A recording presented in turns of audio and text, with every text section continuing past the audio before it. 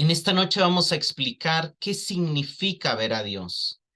En la sexta bienaventuranza, Cristo nos dice, bienaventurados los de limpio corazón, porque ellos verán a Dios. Y es importante entender qué era lo que Jesús estaba prometiendo para aquellos que, como explicamos, mantuvieran puro su corazón. Explicamos que un corazón limpio es un corazón en que no hay engaño, en que no hay dobles intenciones en sus relaciones con otros. Es un corazón que busca genuinamente servir, amar, que está dispuesto a agradecer el crecimiento y el avance en la vida que solo se puede lograr en la relación con otros dentro de la iglesia, dentro del cuerpo de Cristo. Caracteriza aquel que tiene rectitud en todas sus intenciones, y explicamos también que el corazón limpio no es un corazón sin defectos, sin heridas, sino es un corazón que sea decidido enteramente por Dios, y por lo tanto es sincero en su relación con los demás, que no hace del prójimo un instrumento para satisfacer sus propios intereses, que no hace del prójimo un instrumento para satisfacer sus propios intereses, porque ahora su principal interés es la búsqueda de la gloria de Dios y la transformación de él mismo, así como de sus hermanos, en la imagen de Cristo. Explicamos que tener un corazón puro es el fruto de una nueva creación, que la primera vez que un hombre puede decir que su corazón ha sido purificado es el momento en que Dios le concede el arrepentimiento y la fe, y que solo el poder y la gracia de Dios pueden purificar el corazón del hombre, devolverle la pureza y reorientar su corazón hacia él. Pero explicamos que ese corazón también se puede contaminar. Entonces, cuando hablamos la semana pasada de las señales de un corazón limpio, dimos 4 señales, y la primera es que se limpia constantemente. Esto lo hace por medio de la adoración al Señor, por medio de perseguir la justicia, la fe, el amor y la paz. Lo hace también por la obediencia a la verdad. Lo hace también desechando la malicia, el engaño, la hipocresía. Y también lo hace, esta limpieza constante, también la busca por medio de la comunión con los hermanos y por medio de la confesión con sus pecados. Vimos que esas son las maneras en que Dios ha diseñado para limpiar nuestro corazón. También explicamos que un corazón limpio es el que es gobernado por el amor, el que genera amor, y ese amor está acompañado de una limpia conciencia y de una fe no fingida. Explicamos también que un corazón limpio procura la justicia y busca que sus acciones sean justas, y eso lo vimos en el Salmo 63 y lo vimos también en David. Y por último, explicamos que un corazón limpio es el que enseña y estudia toda la palabra de verdad, que quiere tener una comprensión clara de todos los atributos de Dios, de todas las doctrinas de Dios, y ama la palabra. Ese es un corazón limpio. Lo impresionante es la recompensa. La recompensa es una de las más profundas. De hecho, esta bienaventuranza ha sido considerada en la historia por la mayoría de teólogos, eruditos y aún predicadores como una de las más profundas, como una de las más difíciles de explicar, porque no es fácil explicar qué quiere decir ver a Dios. Y quiero explicar aquí que cuando Jesús habla de verán a Dios, la palabra que se traduce ver en el griego es el verbo orso. Aquí cuando dice verán, Jesús dice orsontai, o se lee en el griego orsontai. Y de alguna manera lo que está diciendo es que el griego, la conjugación del verbo es un futuro de voz media indicativo. Y de alguna manera cuando en el griego hay 3 voces, esto quiero explicarlo muy rápidamente. La voz activa es cuando el agente activo está cumpliendo la acción del verbo. La voz pasiva es cuando está recibiendo la acción del verbo. Lo interesante es que aquí no es la voz activa, no es ver por la propia voluntad, tampoco es la voz pasiva, no es dejar ver, sino es la voz media, y la voz media tiene 2 significados en el griego. Por un lado es un significado reflexivo, que es como cuando alguien hace algo sobre sí mismo, pero también tiene un significado de interés, tiene un significado de atención. Por ejemplo, para poner un ejemplo, ¿verdad? El verbo educar de manera fácil en su voz activa diría él educará. En su voz pasiva diría, él será educado, pero en la voz media se puede traducir de dos maneras. Se puede traducir se educará o educará en su interés. Y de alguna manera, otro ejemplo para entender esto muy rápidamente es el verbo casarse. El verbo casarse en el griego, cuando habla del varón, usa la voz activa, pero cuando habla de la mujer usa la voz media. No usa la voz pasiva porque la mujer también se está casando, pero el varón es el que propone el matrimonio y la mujer es la que es pedida en matrimonio y ella decide entregarse.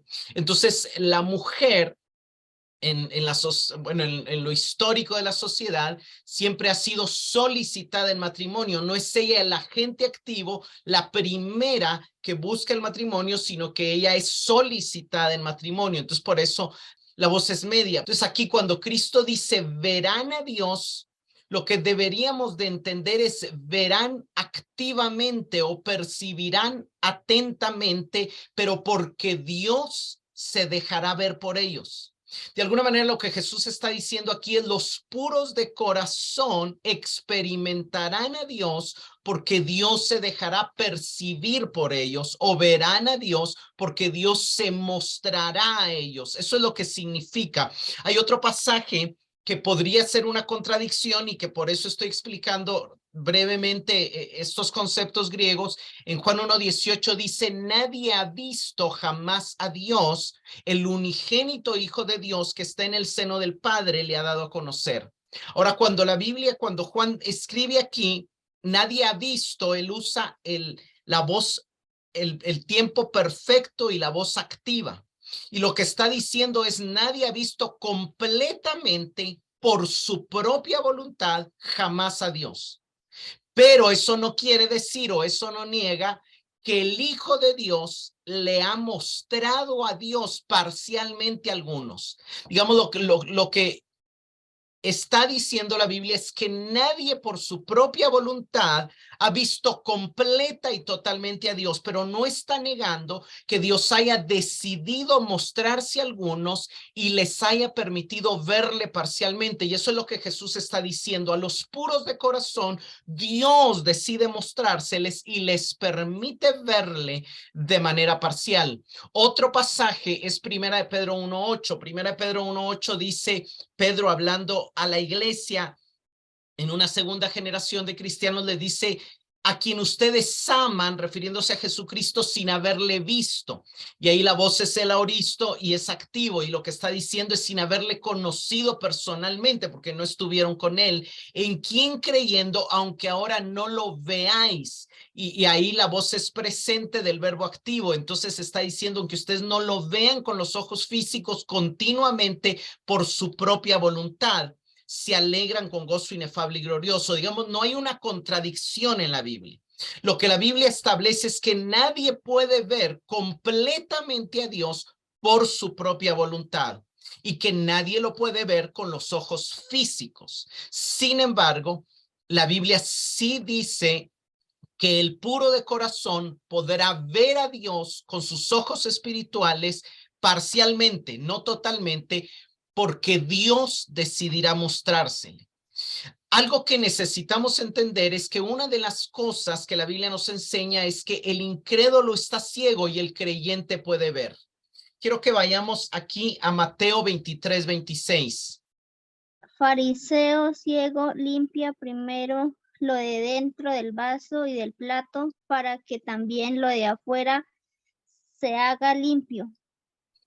Dos veces habla Jesús de los fariseos como ciegos. De hecho, en Mateo 15:12 también dice, los discípulos se le acercaron y le preguntaron a Jesús, ¿saben los que los fariseos se ofendieron cuando oyeron esta palabra? Y Jesús les dice, déjenlos, son ciegos, guías de ciegos.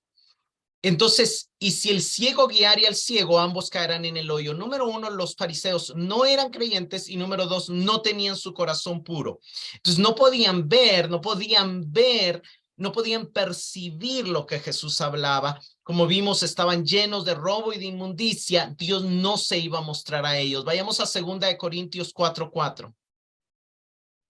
En los cuales el Dios de este siglo cegó el entendimiento de los incrédulos para que no les resplandezca la luz del Evangelio de la gloria de Cristo, el cual es la imagen de Dios.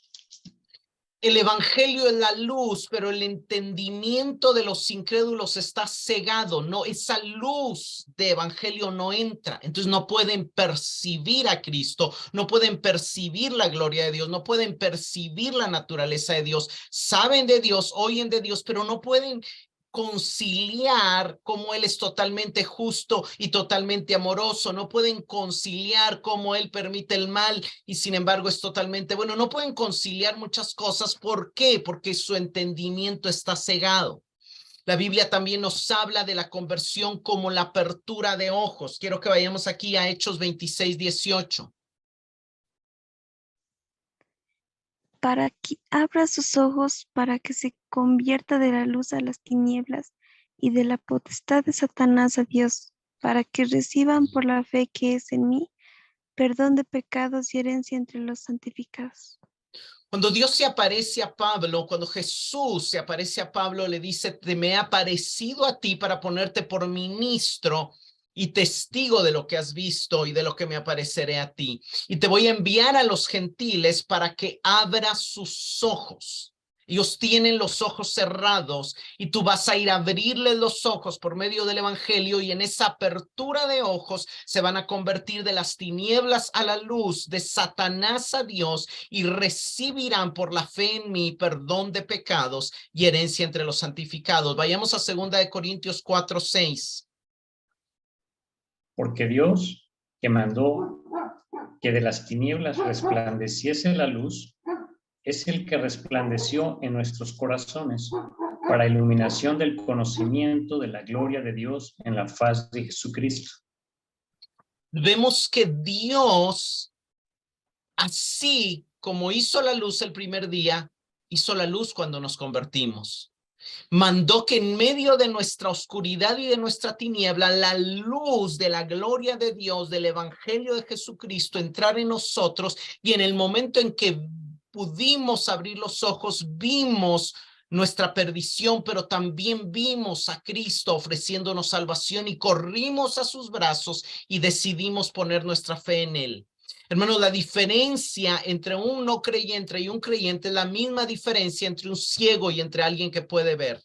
El ciego está ante la luz, pero sus ojos no tienen la capacidad de que aunque la luz entre, no les permite percibir lo que le rodea. Eso es lo que pasa con un incrédulo. Puede percibir lo físico, pero no puede percibir lo espiritual, no puede percibir lo eterno. Y eso es lo que sucede en la conversión. Somos trasladados de las tinieblas a la luz y eso nos permite una nueva visión del mundo y una nueva visión de Dios. Vayamos a Juan 8:12. Otra vez Jesús les habló diciendo, yo soy la luz del mundo. El que me sigue no andará en tinieblas, sino que tendrá la luz de la vida. Jesús está diciendo, yo soy la luz del mundo y el que me sigue tendrá la luz de la vida. La luz es la capacidad de tener visión, de percibir la vida como realmente es, no la existencia, sino la vida que consiste en tener una relación con Dios. Vayamos a Mateo 13:16. Pero bienaventurados vuestros ojos, porque ven, y vuestros oídos, porque oyen. Jesús está recordando la profecía y está hablando en parábolas. Muchos no le están entendiendo y él recuerda que Isaías profetizó que el corazón del pueblo por su pecado se iba a volver insensible y no iban a poder ver con los ojos y oír con los oídos. Pero le habla a sus discípulos y le dice, pero bienaventurados vuestros ojos, porque ven. En otro pasaje, en Lucas 10:23, él se vuelve a los discípulos y les dice, bienaventurados los ojos que ven lo que vosotros veis. Porque muchos profetas y reyes desearon ver lo que ustedes ven y no lo vieron, y desearon oír lo que ustedes oyen y no lo oyeron. Ellos estaban viendo a Dios mismo, ellos estaban viendo el poder de Dios obrando milagros, ellos estaban viendo el poder de Dios restaurando, sanando, estaban oyendo el evangelio. Y muchos profetas, vamos a ver que en cierta manera vieron a Dios, pero los apóstoles tenían más claridad de la que tuvieron los profetas y nosotros tenemos más claridad aún gracias al nuevo pacto al cual pertenecemos. Gloria sea a Dios por eso. Entonces vemos que el creyente puede ver lo que un incrédulo no puede ver, aunque a veces no sea tan evidente, la Biblia lo dice y así es. Vayamos a 1 Juan 3, 5 y 6. Y sabéis que Él apareció para quitar nuestros pecados, y no hay pecado en Él. Todo aquel que permanece en Él no peca. Todo aquel que peca no le ha visto, ni le ha conocido. El que su vida todavía es esclava del pecado, aquí Juan no está diciendo que nosotros no cometamos pecados, pero ya nuestra vida no está marcada por el pecado, nuestra vida está marcada por un amor a Dios, pero el que su vida todavía gira todo en torno a él mismo y todo es pecado porque nada nace de la fe y nada de lo que hace busca la gloria de Dios, no le ha visto ni le ha conocido. Pero lo que él está tratando de decir es que el que nació de nuevo, que el que permanece en él, o sea, nosotros, es porque le hemos visto y le hemos conocido. O sea, tú ya viste a Dios. Si tú eres creyente, tú ya viste a Dios, aunque no se te parezca que lo has visto. Pero en una manera tú ya lo viste. ¿Por qué? Porque viste su amor salvándote, rescatándote y dando nueva vida. Vayamos a tercera de Juan 1:11. Querido amigo, no te dejes influir por ese mal ejemplo. Imita solamente lo bueno. Recuerda que los que hacen lo bueno demuestran que son hijos de Dios y los que hacen lo malo demuestran que no conocen a Dios. El que hace lo malo no ha visto. Ahí se usa el verbo ver. El que es de Dios ha visto a Dios y porque ha visto a Dios puede hacer la justicia, puede hacer lo bueno. Puede hacer un bien desinteresadamente, pero el que no ha visto a Dios no puede hacer lo bueno. Hace cosas que para los hombres son buenas, pero que para Dios no son realmente buenas, porque para Dios nadie hace el bien si ese bien no lo hace buscando glorificarle, si lo hace de manera egoísta o con intenciones negativas. Vayamos a Mateo 16, 17.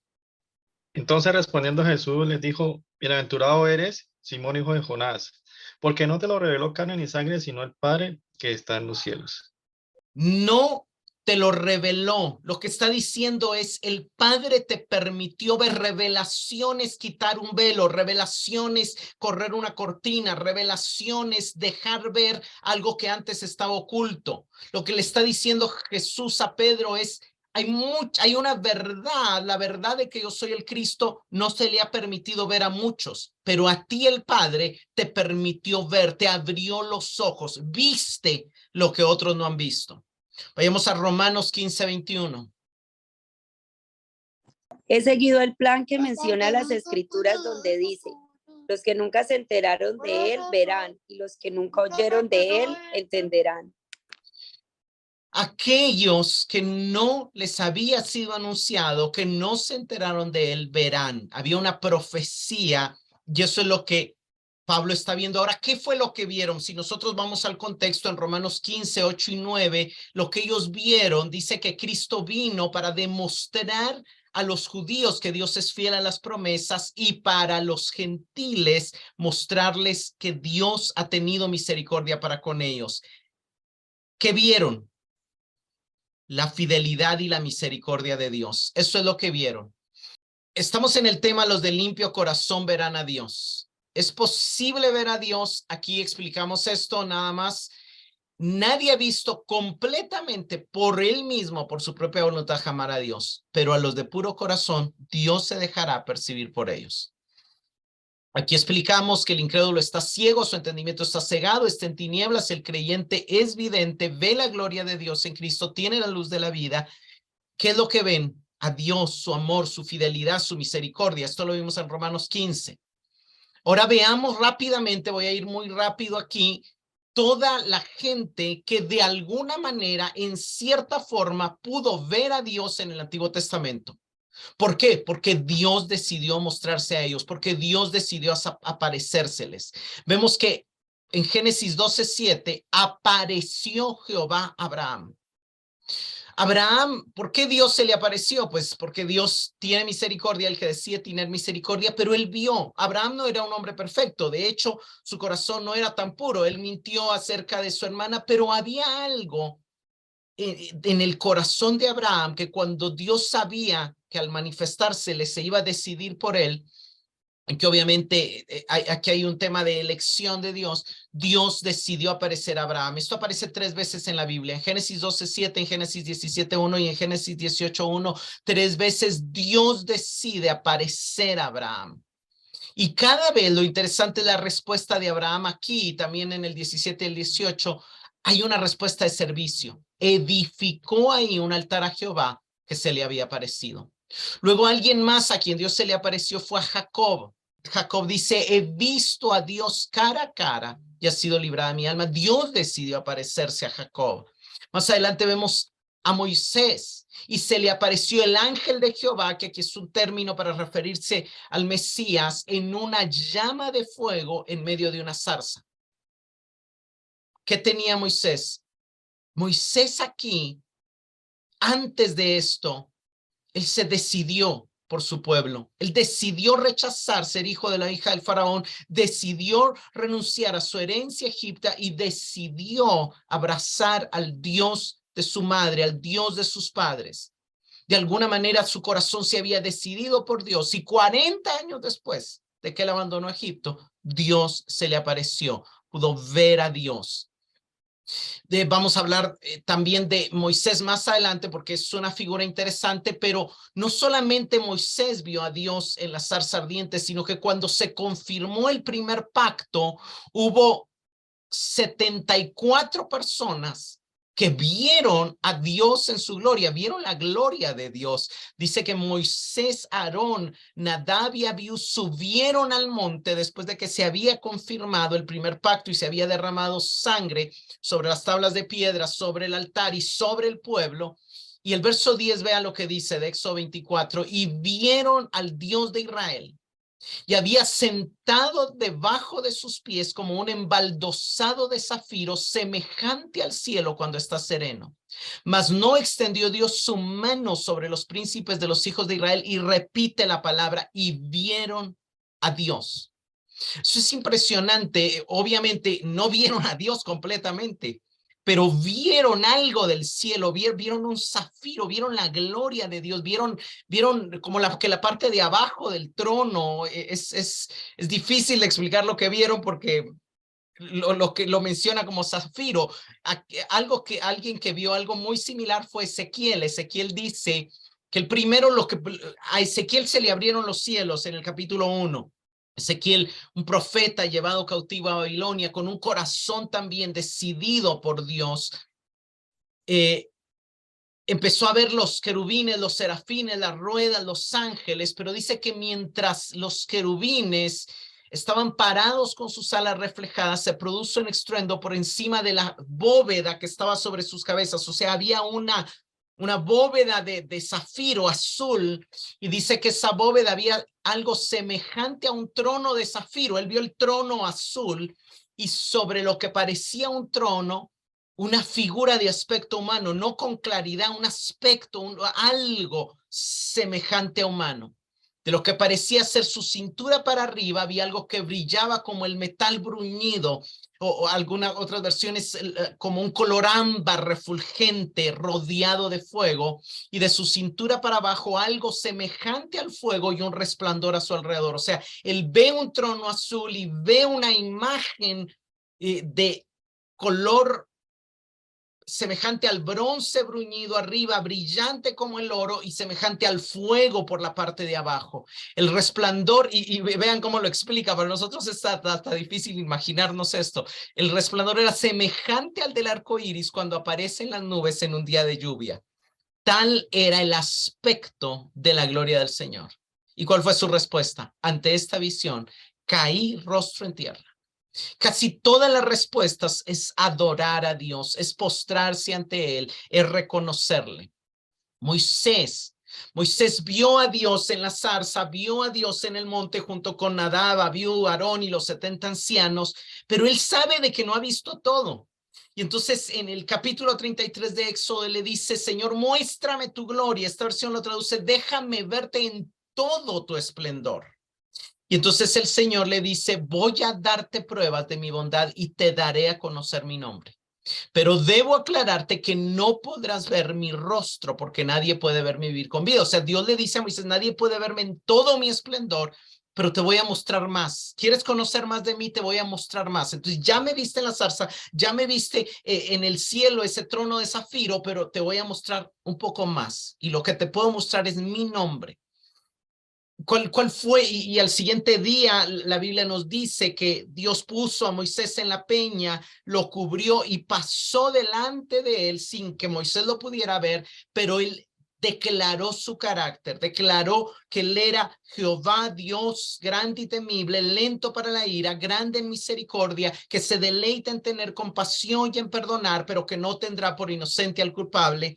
Y dice que Moisés entendió más. De hecho, hay un salmo que dice, los hijos de Israel vieron las obras de Dios, pero Moisés entendió sus caminos, conoció la manera en que Dios actúa. Moisés tuvo un conocimiento mayor y más claro del carácter de Dios que el resto del pueblo. De hecho, en Números 12 se nos cuenta cómo Aarón y María se quejan porque solo Moisés puede entrar al lugar santísimo y ellos no tienen acceso.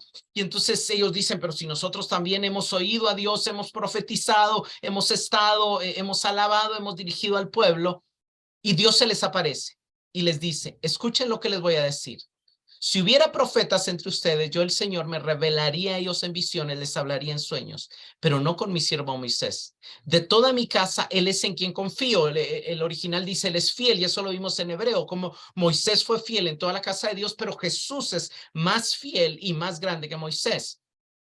Pero vean lo que dice, yo le hablo a él cara a cara. No quiere decir que le habla frente a frente, sino que lo que significa cara a cara es que le habla con claridad y no en acertijos. Moisés tuvo la capacidad de oír a Dios de manera más directa de lo que se puede oír en un sueño, en una visión. Usted puede tener un sueño o alguien puede tener un sueño, una visión y no tener tan claro el significado. A veces Dios le habló a los profetas así en el pasado, pero con Moisés no. A él le hablaba claramente, que Moisés no le quedaba ninguna duda de lo que Dios había dicho. Entonces nunca vio su rostro, nunca vio su gloria en todo su esplendor, pero fue viendo a Dios en diferentes etapas de su vida y obteniendo cada vez una mayor comprensión de su carácter, sobre todo comparado con la comprensión que el pueblo llegó a tener. Josué vio a Dios cuando él estaba para entrar a Jericó, y dice que vio un hombre parado frente a él con una espada en la mano y le pregunta, ¿eres amigo o enemigo? Y le responde, yo soy el comandante del ejército del Señor. Aquí era una manifestación del Mesías, e inmediatamente le dice lo mismo que Dios en la zarza le dijo a Moisés, quítate las sandalias porque el lugar donde estás es santo porque la presencia y la manifestación de Dios estaba ahí. Y más adelante, al final del libro, Josué le habla al pueblo y les dice, ustedes han visto todo lo que vuestro Dios ha hecho a estas naciones por causa de vosotros. La gente del pueblo de Dios vio a Dios cuando se abrió el Mar Rojo, vio a Dios cuando se abrió el Jordán, vio a Dios cuando cayeron los muros de Jericó, vio a Dios cuando Dios peleó con ellos, con granizo, con mosquitos. O sea, hay diferentes maneras y niveles de ver a Dios, pero ver a Dios es percibir su accionar, su carácter, su fidelidad, su amor, su misericordia.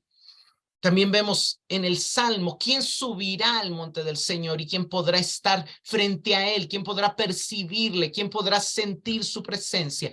El de corazón puro. De hecho, de aquí saca Jesús esa bienaventuranza, ese recibirá bendición del Señor. ¿Por qué? Porque le buscan su rostro. Dios se deja encontrar por los que le buscan. Una cosa he pedido yo al Señor, dice también el salmista, que habite yo en la casa. ¿Por qué? Porque quiero contemplar su hermosura. En otro pasaje habla de la hermosura de su santidad, la hermosura de su carácter. Ver a Dios no es ver un rostro, es ver su carácter, es meditar en quién es Él, en cómo actúa, en lo que ama, en lo que le agrada. Daniel y Habacuc fueron otros dos profetas que lo vieron. Daniel también vemos esa decisión que él tomó de proponer en su corazón no contaminarse con la comida del rey. Y vio a Dios. Y vio a Cristo y vio al Hijo del Hombre sobre las nubes del cielo, como vino al anciano de días, y le acercaron delante de él, y le fue dado dominio, gloria y reino. O sea, él fue el primero que vio lo que después Jesús anunció que todos vamos a ver y que Juan también vio en la revelación del Apocalipsis. Habacuc, un hombre también que se queja por la injusticia, por la corrupción dentro del gobierno, dentro de los líderes, dentro del sacerdocio, un levita que cantaba a Dios, pero que le daba asco ver la corrupción dentro de su mismo grupo de levitas y de sacerdotes, y le dice, Señor, ¿hasta cuándo? Dios le muestra que el justo por la fe va a vivir, y en la respuesta de Dios, él escribe, veo a Dios cruzando el desierto de Edom. El santo viene desde el monte Parán. Su brillante esplendor llena los cielos, la tierra se llena de su alabanza. Su llegada es tan radiante como la salida del sol. Rayos de luz salen de sus manos donde se esconde su imponente poder. O sea, él ve la gloria de Dios, él ve el poder de Dios actuando, él ve la ira de Dios destruyendo al enemigo y salvando al justo. Ver a Dios es ver su accionar en su ira y en su salvación. Ver a Dios es ver la cruz y entenderla. Isaías también vio a Dios en el año que murió el rey Usías. Dice, él vi yo al Señor, vio su rostro, no, vio el trono y cómo la orla del manto llenaba el templo. Tan grande era que no pudo ver qué había después. Él apenas vio el manto, pero estaba viendo a Dios. Y ni siquiera los serafines lo miraban, porque ellos también cubrían sus rostros, pero también percibió la visión de Dios, le dio una percepción de la santidad de Dios, que en todo el libro del profeta Isaías, él es el que más usa, el que más se refiere a Dios como el santo de Israel. ¿Por qué? Porque él vio como los serafines decían, santo, santo, santo es el Señor de los ejércitos, llena está toda la tierra de su gloria. Ver a Dios le permitió ver su pecado y lamentarse por él y decir, mis ojos han visto al rey, ay de mí, porque estoy perdido. Pero ver a Dios también le permitió ver su gracia, y como Dios envió un serafín con un carbón encendido para purificar su boca y quitar su pecado. Juan habla de Isaías y dice que cuando Isaías dijo esto, cuando vio su gloria, o sea, él vio la gloria del Mesías, de Dios, y habló acerca de él. También el Antiguo Testamento nos dice que el puro de corazón, que se regocija y practica la justicia, Dios le sale al encuentro, Dios se deja ver por él. Isaías escribe, desde la antigüedad no habían escuchado ni dado oídos, ni el ojo había visto un Dios fuera de ti que obrara a favor del que esperaba en él. Había ojos que habían visto a Dios obrar a favor del que esperaba en él. ¿Por qué? Porque sales al encuentro del que se regocija y practica la justicia. Lo que Isaías está diciendo, Señor, tú te dejas ver por el que se regocija en la justicia, que es el que ama, porque el amor se goza en la justicia, y el que la practica. El Salmo 24, también creo que ya lo vimos, ¿verdad? Los que buscan su rostro y tienen un corazón puro, Dios se deja ver por ellos. Job, en medio de su queja y en medio de su plática con los amigos, dijo un momento donde dice, pero en cuanto a mí, yo sé que mi Redentor vive y un día por fin estará sobre la tierra. Y después de que mi cuerpo se haya descompuesto, él está pensando en la resurrección. Veré a Dios, yo mismo lo veré, dice, lo veré con mis propios ojos. Y este pensamiento me llena de asombro, pero tuvo la dicha que no solamente, no tuvo que esperar hasta morir y resucitar, porque al cierre del libro, Job, Dios se le aparece, Dios, o sea, la Biblia no dice que Dios se le aparece físicamente a Job, dice que en medio de un torbellino, en medio de la naturaleza le habla. Pero empiezan a aparecer ante Job las imágenes de la creación, de la formación de la tierra, de la fundación del mundo, de la separación del agua del mar, de los límites que le fueron puestos al mar, de los grandes animales. Le describe quizá lo que es un brontosaurio y quizá lo que es el behemoth, y quizá le describe también al espinosaurio, que puede ser la imagen del leviatano, es lo que más se le parece, o sea, lo más inmenso de la creación. Para ver la limitación, la pequeñez. Y cuando Job ve su limitación, su falta de sabiduría, él dice, sé que todo lo puedes y que nadie puede detenerte. O sea, Job comprendió que la comprensión que él tenía del poder de Dios estaba muy limitada. Dice, ¿quién es este? Tú preguntaste, ¿quién es este que pone mi sabiduría con tanta ignorancia? Soy yo. O sea, Job está diciendo, yo ponía en duda tu sabiduría con tanta ignorancia. Hablaba cosas de las que no sabía nada, porque eran demasiado maravillosas para mí. Tú dijiste, escucha, yo hablaré. Tengo algunas preguntas para ti y tendré que contestarlas. Eso fue lo que Dios le dijo. Y en ese momento Job dice, hasta ahora solo había oído de ti. Había oído de ti en la ley, había oído de ti en los padres, había oído de ti, pero en el momento en que te oí directamente a ti y que me mostraste tu grandeza, te he visto con mis propios ojos. Ahora, ¿vio Job a Dios con sus ojos físicos? No, no lo vio, pero lo pudo ver con los ojos de su entendimiento. Pudo ver su grandeza, pudo ver su justicia, pudo ver su poder, pudo ver su irreprochabilidad. Y entonces termina diciendo, me retracto de todo lo que dije y me siento en polvo y ceniza en señal de arrepentimiento. ¿Qué produce ver a Dios? Una de las cosas que es común a todos estos ejemplos que hemos dado es que la mayoría de ellos lo vieron en momentos de tribulación. Habacuc estaba en medio de mucho pecado. Isaías lo vio después de la muerte del rey Usías. Daniel lo vio y Ezequiel lo vieron estando cautivos en Babilonia, en medio de opresión y persecución. Los momentos donde aparentemente Dios no estaba, por cuanto ellos tenían un corazón decidido por Dios, Dios se manifestó a ellos. Entonces, pero ahora la pregunta es, ¿cómo nosotros en el nuevo pacto vemos a Dios? ¿Cómo nosotros, que ya Cristo vino, lo vemos? Y vamos a ver 4 maneras en que vemos a Dios. Hermanos, la primera explicación de cómo vemos a Dios es que vemos a Dios al percibir su amor mostrado en la cruz del Calvario. Ya leímos 2 de Corintios 4:6, pero dice que el mismo Dios que dijo haya luz en la oscuridad, cuando decide darnos fe, dice que haya luz en la oscuridad de Gustavo. Entonces el corazón de Gustavo, que no había visto su pecado, ve su pecado, pero ve la cruz y ve a Cristo muriendo por su pecado. Y veo a Cristo tomando mi pecado y otorgándome su justicia. Eso lo veo por la fe. Yo conozco gente que en el momento en que aceptó a Cristo tuvo una visión de la cruz. Yo no lo tuve, no fue mi experiencia. Y yo sé que no es la experiencia de muchísimos creyentes, aunque he conocido varios que lo han tenido, pero por cierto, los que lo tuvieron son de la época que se convirtieron en los 70 y 80. No conozco a nadie reciente que haya tenido esa experiencia, pero el punto es de que ver la cruz, ver el evangelio, es ver la gloria de Dios, que se ve en el rostro de Cristo, en el rostro de un Cristo que está dando su vida por mí para perdonarme.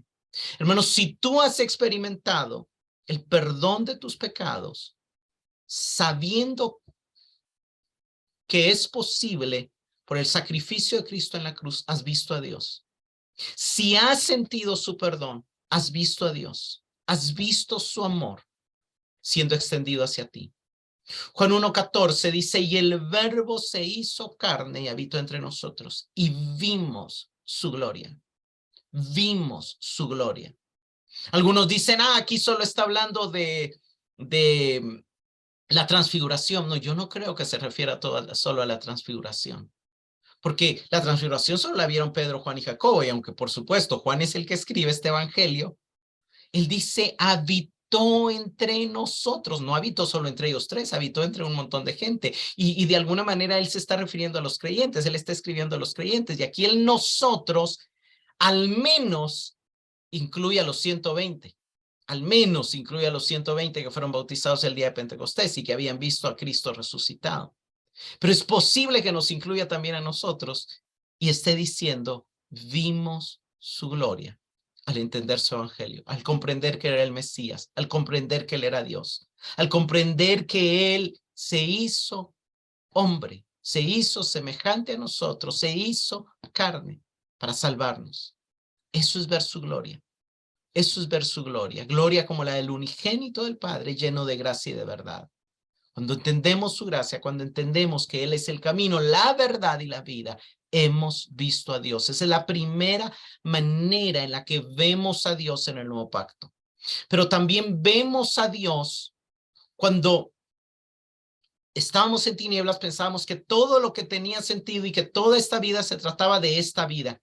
Pero en el momento en que nos es iluminado, logramos entender que no, que esta vida es pasajera, es temporal y es eterna. Eso le pasó a Abraham.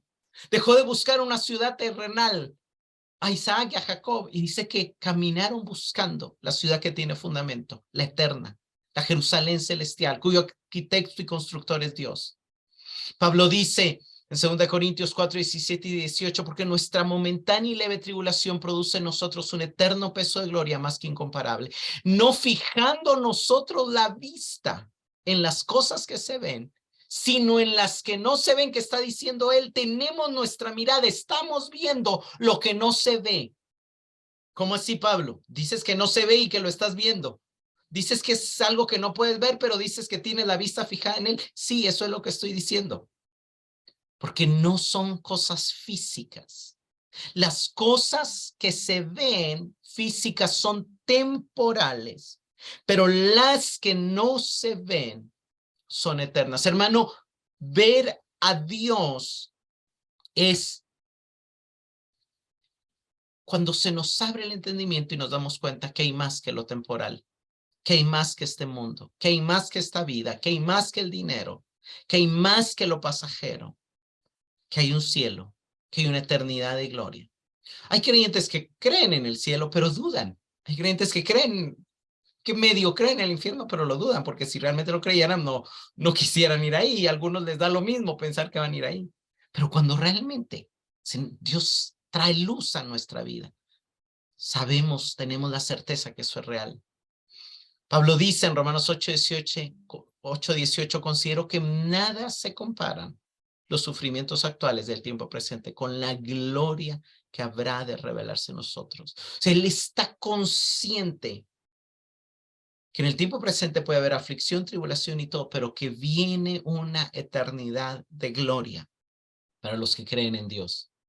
Él tiene una visión de las cosas eternas. La segunda manera sigue siendo esta, en comprender que hay cosas eternas y temporales.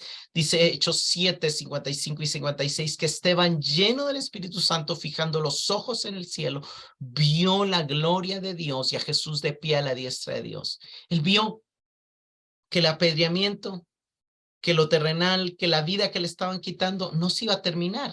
Jesús estaba mostrándose para recibirlo, abriéndole la nueva etapa. Él vio el cielo, vio la eternidad, vio la gloria, vio a Cristo de pie a la diestra de Dios. Hermanos, ver la gloria de Dios es ver su trascendencia, es contemplar que hay algo más que todo lo físico y terrenal, es vislumbrar lo eterno. Y eso nos permite vivir diferente. ¿Por qué? Porque cuando vivimos con la mirada puesta en lo eterno, no nos duele perder algo temporal, algo material. ¿Por qué? Porque sabemos que igual se iba a perder. Lo íbamos a perder sí o sí. O por los cambios que siempre suceden en este mundo, o porque nos íbamos a morir, o porque iba a regresar el Señor, o porque todo iba a ser consumido por fuego. O sea, estamos conscientes que lo temporal es temporal y no nos aferramos a ellos. ¿Por qué? Porque hemos visto que Dios es eterno y que hay una realidad eterna que Él tiene preparada para nosotros. Como tercer punto de cómo vemos nosotros a Dios, es que vemos a Dios al entender lo limitados que estamos para comprender su grandeza. Esto es nuevamente paradójico, ¿verdad? Ver a Dios es saber que no le conocemos plenamente. Pablo dice en 1 Corintios 13:12, porque ahora vemos por un espejo veladamente, oscuramente. Los espejos del tiempo de Pablo no eran como los espejos de ahora. Los espejos del tiempo de Pablo se miraba borroso, se miraba mala imagen, no existía la tecnología o el avance que existió después con los espejos que tenemos ahora, que uno ve casi que 100%, ¿verdad? Usted sabe las cámaras, usted ve un video de hace años y la resolución es mala. Y hoy tenemos muy buena resolución en algunos videos. Entonces Pablo dice, vemos, pero oscuramente, veladamente. pero va a haber un día que lo veremos cara a cara. Ahora conocemos en parte, pero entonces conoceremos plenamente, así como Dios nos conoce. Entonces también ver a Dios es entender que lo que hemos visto de Él es solamente una parte de su grandeza, de su gloria. Ver a Dios, de hecho, es anhelar seguir creciendo en conocerle más. Y como cuarto punto de cómo vemos a Dios es que vemos a Dios al ver a Cristo en las Escrituras. Según Corintios 3 nos habla de que cuando los judíos leen a Moisés, hay un velo puesto sobre los corazones. Y aquí, aunque Pablo se está mencionando a los judíos, llamémosle incrédulos, ¿verdad? Cada vez que los incrédulos leen la Biblia, leen un libro terrible de un Dios que mandó a matar y de un Dios y de unas guerras y de unas cosas espantosas. A algunos no les gusta leer. Pero y cuando estos incrédulos que no entienden la Biblia se conviertan al Señor, les será quitado el velo, les será quitada la ceguera. Porque el Señor es el Espíritu y donde está el Espíritu del Señor hay libertad. Por tanto, todos nosotros que ya somos creyentes, que ya no tenemos el velo, que ya nos convertimos, cuando leemos el libro, cuando leemos a Moisés, miramos a cara descubierta, como en un espejo, la gloria del Señor. Y eso hace que seamos transformados de gloria en gloria. Pero aquí quiero concentrarme en el primer punto. Cuando nosotros leemos el Antiguo Testamento, vemos la gloria de Cristo. Lo vemos en la creación. Lo vemos ordenando, lo vemos en la luz. Vemos su gloria en los relatos de Moisés, lo vemos en la roca, lo vemos abriendo el mar rojo. Lo vemos en la nube, lo vemos en la columna de fuego, lo vemos como el capitán de los ejércitos que se apareció a Josué, lo vemos guiando a Sansón, lo vemos guiando a David, lo vemos constantemente a través de los profetas, lo vemos a la par de Isaías, lo vemos a la par de Jeremías, lo vemos hasta acá. Vemos su gloria, cuando leemos el Apocalipsis y vemos su gloria. No vemos al anticristo, vemos a Cristo. ¿Por qué? Porque miramos a cara descubierta la gloria del Señor cada vez que leemos el libro. Cuando vemos los evangelios, no leemos la historia de un rabino judío que fue un maestro más. No, vemos a Dios. Vemos su gloria. Esa es la diferencia. ¿Por qué? Porque la conversión nos quita el velo. Entonces, en resumen, las maneras en que podemos entender que vemos a Dios es, lo vemos al percibir su amor mostrado en la cruz, lo vemos al percibir que hay cosas eternas y cosas temporales, lo vemos al entender lo limitados que estamos para comprender su grandeza y lo vemos al ver a Cristo en las Escrituras. Ahora, ¿qué produce en nosotros el ver a Dios? En primer lugar, al ver a Dios somos transformados a su imagen. 2 Corintios 3:18 dice que esta versión me gusta, Nueva Traducción Viviente, dice, a quienes nos ha sido quitado el velo, podemos ver y reflejar la gloria del Señor. La luz entra y nos convertimos en espejos y pasamos a ser luz. Por eso Jesús dijo, yo soy la luz, pero ustedes también son la luz. Él es la luz como el sol y nosotros somos la luz como la luna.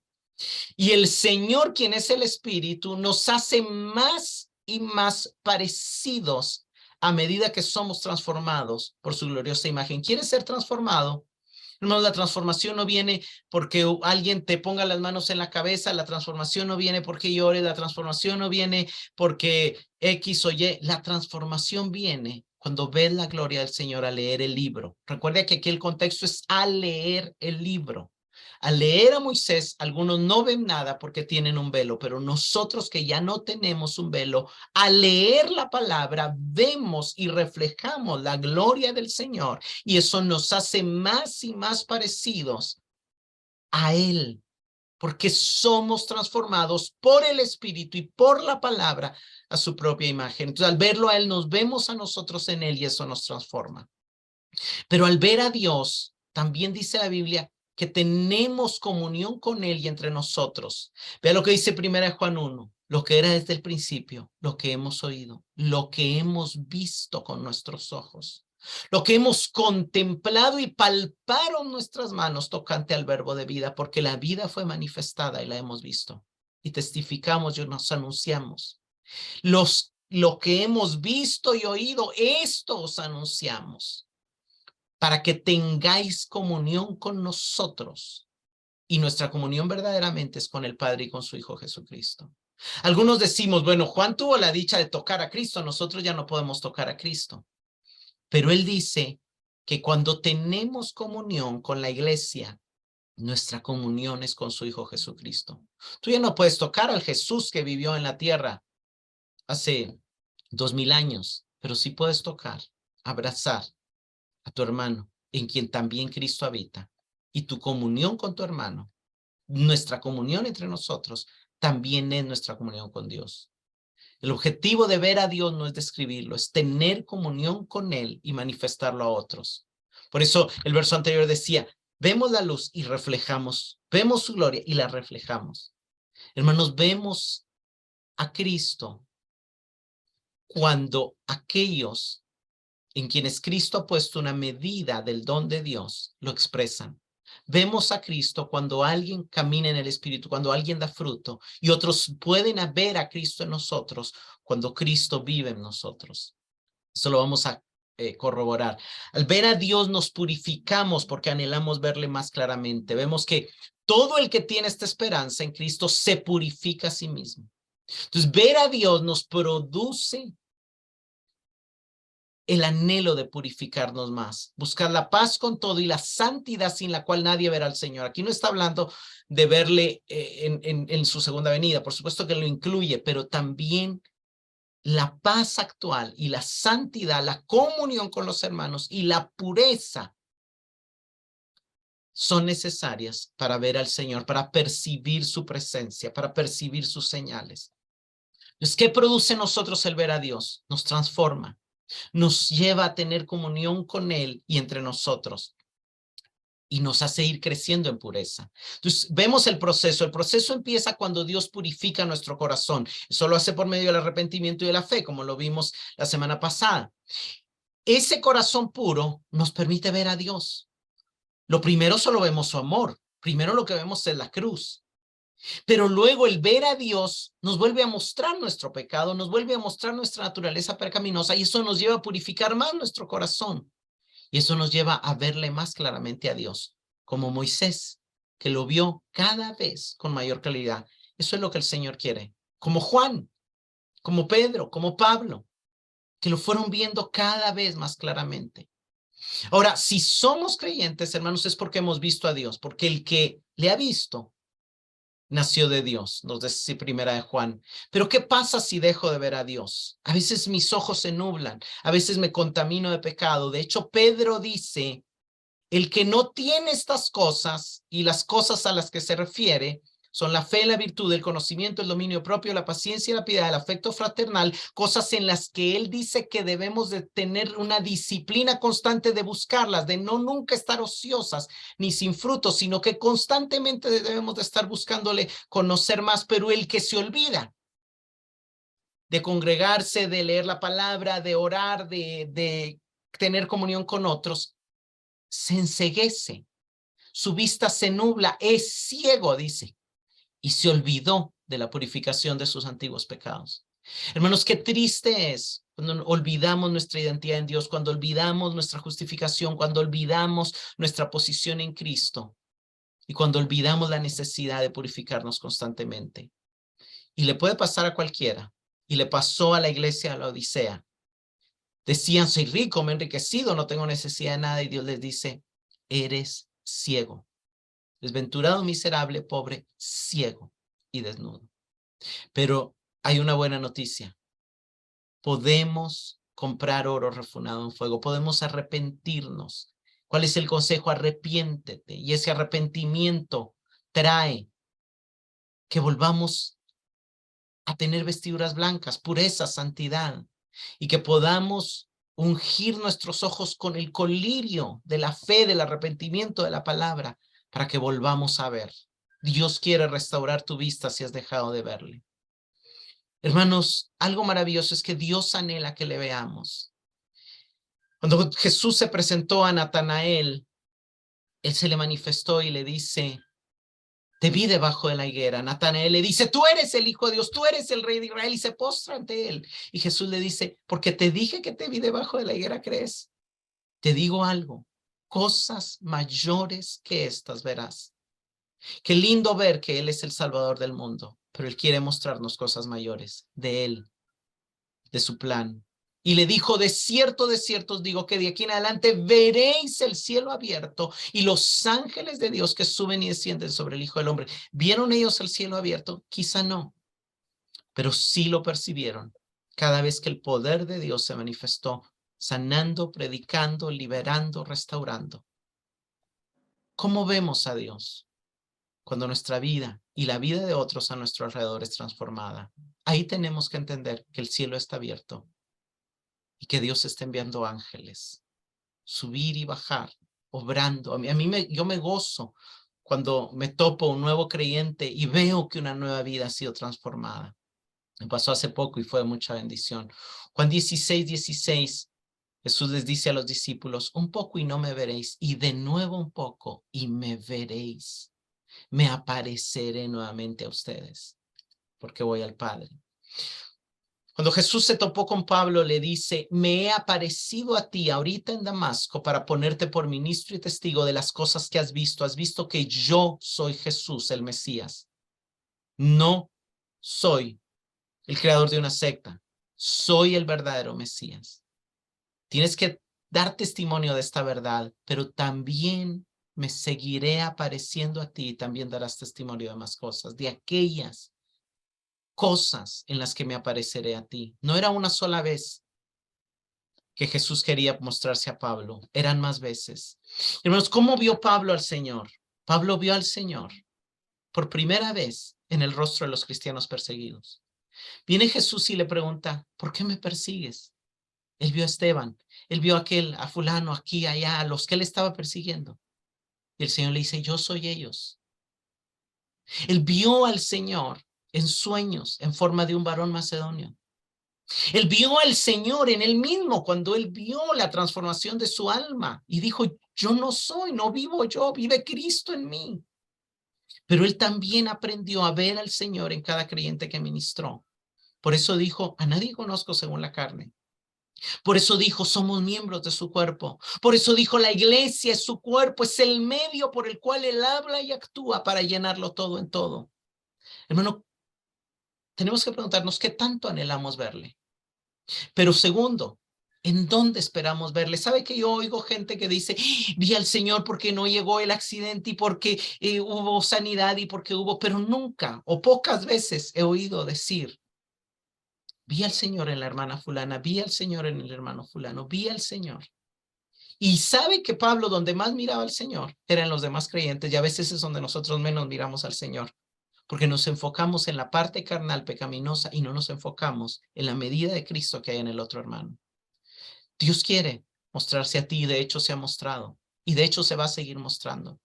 Puede que el timbre de su voz sea diferente a la que tú quieres percibir o puede que se aparezca en nosotros con diferente semblante, pero siempre debemos estar expectantes a su presencia. Si tu corazón es puro, lo vas a ver y lo vas a oír. Tal vez a través de la voz del predicador, tal vez a través de la voz de tu hijo, tal vez a través de la voz de un niño, tal vez a través de la voz de una hermana. Pero Cristo está más cerca de nosotros de lo que a veces nos damos cuenta. Jacques Phillips comenta, la pureza ilumina enteramente la existencia y transforma la mirada sobre la vida. La pureza o la impureza no está en las cosas, sino en la mirada que tenemos sobre ellas. Yo le añadiría aquí, no está en las personas, sino en la manera en que las miramos.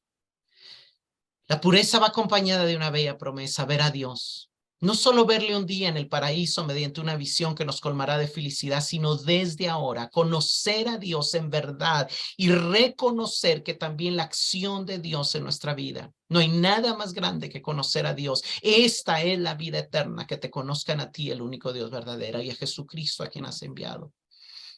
A veces creemos que Dios está ausente, pero quizá es que nuestro corazón no es lo bastante puro para discernir las señales de su presencia y su acción en nuestra vida. Estamos con tanta frecuencia cegados por nuestro amor propio. Hermanos, cada vez que nos vemos a nosotros, no podemos ver a Dios. Para ver a Dios necesitamos olvidarnos de nosotros mismos. Necesitamos hacer la oración, unirnos a la oración de Francisco de Asís cuando oraba, Señor, que no busques ser consolado, sino consolar, que no busques ser comprendido, sino comprender, que no busques ser amado, sino amar, que sabías que si amas a Dios y aborreces el pecado, es porque le has visto, es porque Él alumbró tus ojos espirituales con su luz. Hermanos, si crees en Dios, si crees que has sido perdonado, le has visto. Ahora, ¿sabías que solo puedes reconocer a Jesús como Señor si has visto su amor, su perdón y su gracia para contigo? Pero la pregunta clave es, ¿anhelas verle más clara y continuamente? ¿Reconoces que la impureza de tu corazón nubla tu capacidad de verle? Y que necesitamos purificar constantemente nuestro corazón para poder verle. Señor, te damos gracias por ayudarnos a entender que ya te hemos visto, que ya tú purificaste nuestro corazón y que te hemos visto porque hemos comprendido la obra que hiciste en la cruz, en la cual exhibiste tu justicia y también tu amor y tu misericordia para con nosotros. Pero anhelamos conservar puro nuestro corazón y verte más y seguirte viendo y volver a verte una y otra vez en cada uno de los momentos en los que tú quieras presentarte y aparecerte a nosotros. Señor, aparécete a nosotros, anhelamos verte, nos unimos al clamor del Espíritu y de la Esposa que dicen, ven, Señor Jesús. Y no solamente lo decimos anhelando tu segunda venida, sino también lo decimos como la amada le dice al amado, déjame oír tu voz, déjame ver tu semblante, déjame contemplar tu gloria, déjame contemplar tu rostro. Señor, ayúdanos a ver más de tu sabiduría, de tu poder, de tu grandeza, de tu amor, de tu misericordia, de tu fidelidad, para vivir cada vez más convencidos de que podemos refugiarnos, de que podemos descansar, de que podemos abandonarnos en ti. Gracias, Señor, porque en la medida que más te veamos, menos temeremos al hombre, menos tendremos ansiedad, menos viviremos con temor, menos culpa cargaremos, menos aflicciones tendremos. Porque sabremos que tú, fuente de nuestra paz, fuente de nuestro gozo, fuente de todo bien, estás cerca siempre de nosotros. Amén.